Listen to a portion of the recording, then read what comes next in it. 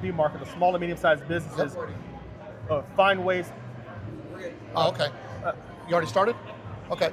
Well, what is up, Steve Craven, Applying Pressure Podcast? Got to meet my man Felix right here. Yep. Felix, let's talk a little bit about your company and what brings you here and why people need to know who you are. Okay. Yeah, my company is CapRock Agility, and we're based out of Lubbock, Texas. And what we do is we actually help to sort of help the SMB market incorporate AI into what they do. So we look at fixing workflows. And workflows are, think about if you have a beginning part of a process, an end with repeatable steps. What my company actually does, it helps you to sort of map that current state, find your friction points, apply AI, fix it, and show you the future, what your business can look like with AI applied to it. So you're on the consulting side of Yes, things. sir. I do the same thing, but I work with a lot of blue collar. Mm-hmm. I go into blue collar companies, I figure out why they're failing. 90% of these companies, especially blue collar, does not incorporate AI at all, and they don't realize how just important that could be and the levels that it could bring.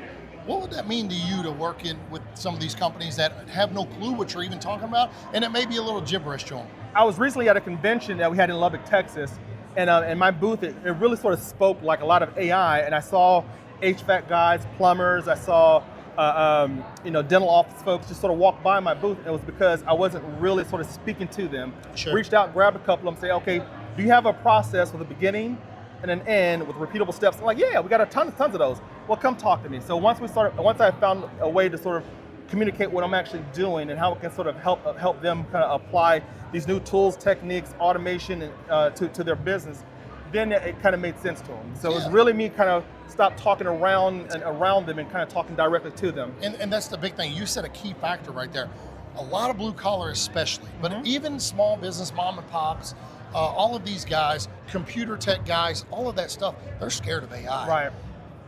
Let's talk a little bit about why AI is really not scary. It can actually be used as your best tool and your best employee if used the right way. So one company that I'm working with is a roofing company. And they're kind of in their high season right now in Lubbock because we have a lot of hail damage that kind of comes through. So being able to sort of talk with him about, he's like, well, how does AI sort of apply to me? It's like, well, we can sort of a platform that sort of tracks weather patterns. So as you start to see that, okay, we have a weather pattern kind of coming in from East New Mexico, and it's going to come towards Lubbock. We know that there's going to be hail damage in some of these homes.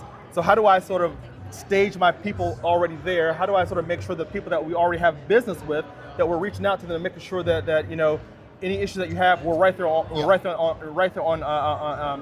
right there, because there's so many roofing companies in this area.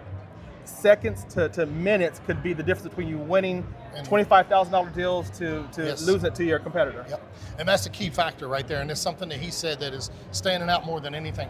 We're talking to not just the roofers, but we're talking to everybody. Yes. Having the strategic advantage on the easiest note possible, used the right way, could potentially put you to that next $25,000, $50,000, $100,000 deal. Exactly. Take your company from 1x to 10x just like that. And that's exactly what we're doing. We're looking to kind of make sure that we work with the SMBs and make sure that they understand that there's tools, techniques, and processes that can help them get exactly where they're looking to get to. Let's talk about it from your standpoint. How cost effective or cost efficient could this be for companies? Yeah, 100%. And one of the friction points that we look at is how your company's actually leaking money, because bad processes, bad tools, knowledge sort of stuck in one person's head. Sure. Those are ways that you actually sort of leak money. So we find those, identify those, and then kind of help sort of plug those leaks. Yep. So you're exactly talking to one of our friction points, identifying what those actually are. Yep.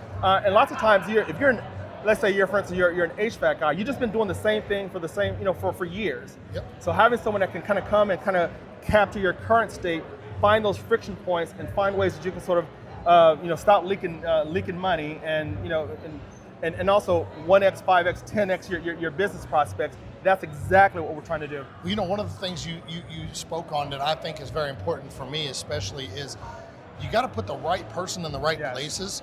And if you're the best in your company, you don't have a company, you just have a job.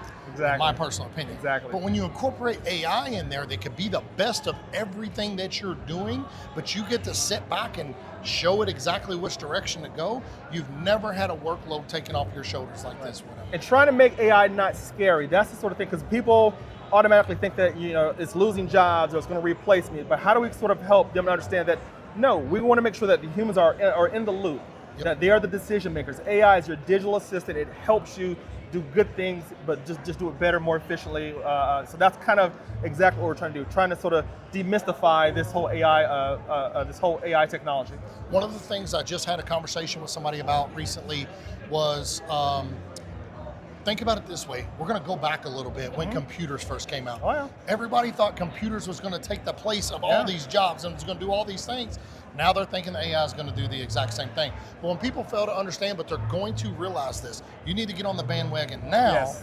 You need to learn as much as you can now, because if not, when this wheel keeps rolling and it's only going to keep snowballing, getting bigger and bigger and bigger, the companies that are not involved in this are going to be left behind. This is the reason why you all need to reach out to Felix and what he's doing and what he brings to the table. He can take what you're doing right now and scale this thing. He can take your business apart, figure out what your loopholes are, figure out where your little plugged holes are at, put it back together, but put it back together in a strategic way that would save you time, money, and efficiency more than anything.